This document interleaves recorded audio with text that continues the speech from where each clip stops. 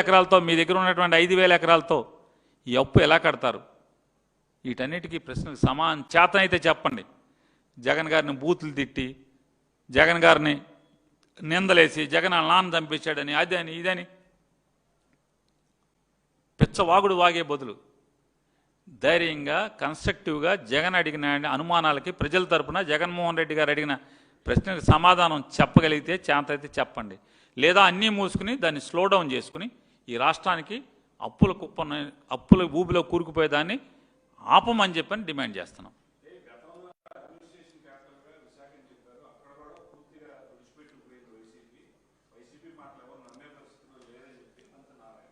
మంత్రి నారాయణ గారు నిన్న ప్రెస్ మీట్లో అన్నాడా?